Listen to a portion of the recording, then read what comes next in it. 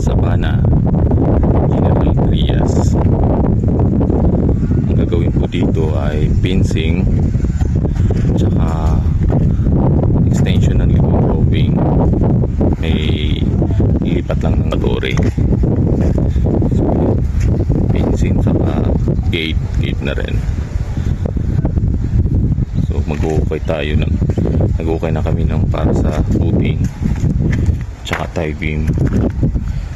Yan, itong aming poste dahil fencing na siya, apat na 12mm, tsaka yung stirrup natin is 10mm. Yan. Ang height nito ng fencing is 1.5.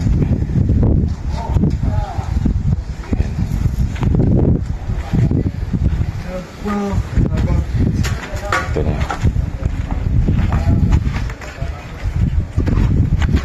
Pag-bukay na kami, pinasok na namin yung poste.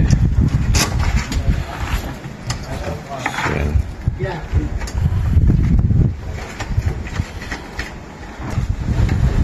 Yan, ito pa lang aming parilya. Yan, para sa footings 12mm. Tapos ito yung hukay sa back kasama yung sa front. Bali 90 by 90 cm. Tapos yan, ito yung parilya sa baba. Maglalagay pa rito ng gravel. Ito yung lalim ng sa tie beam, 50 cm po yung lalim niyan. Uunahin namin pagbubuhos ngayon ng sa poste at saka sa footing. Yan, mas dito sa area. Yan.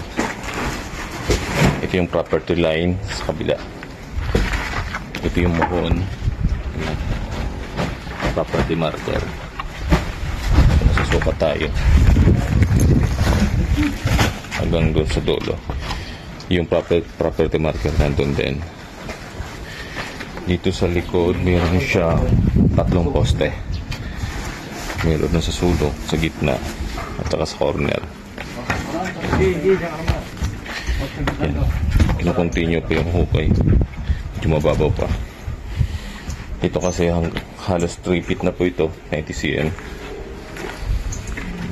Ito, continue pa rin yung pag-hukay para sa tie beam. Tapos itong preparation namin sa poste, bubuhusan na namin siya ngayon para po bukas pwede na namin siya ibaba yung ibang excess na lupa. Pero ito, stop muna dito, stop muna dyan dahil para hindi po mag-erosion yung lupa doon sa kabila sa aming ginagawang sa nahukay na namin para sa footing.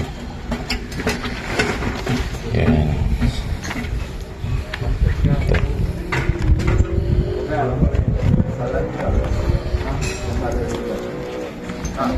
Mamaya po videoin ko yung sa pagbubuhos actual sa ginagawa namin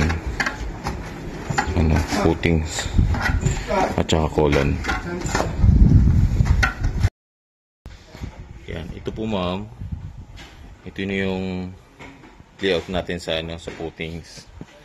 Yan, parilya 12mm. Tapos yan, yung colon natin.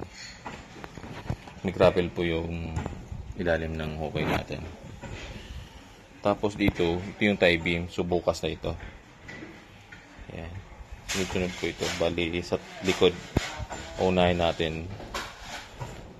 Tsaka yung sa gilid na 2 poste. Bali 5 poste yung bubuhusan natin ngayon. Yan, okay na. Sa kabila, same lang din. Yan. Ito sa corner. Tapos dito, ito tie beam to pero hindi pa tapos siya. Uunahin namin yung pagbubuhos.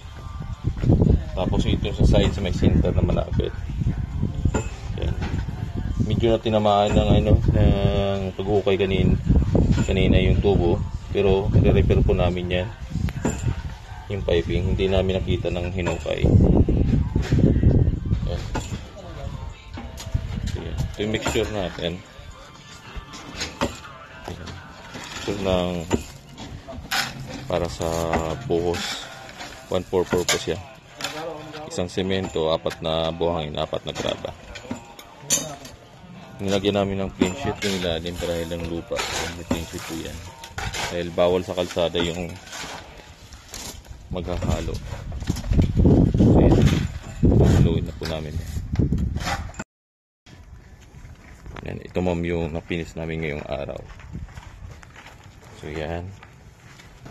5 footings, 5 poste po ang nabuhusan namin. Yan, yan. Kung iputas, i-repair na lang po namin ito.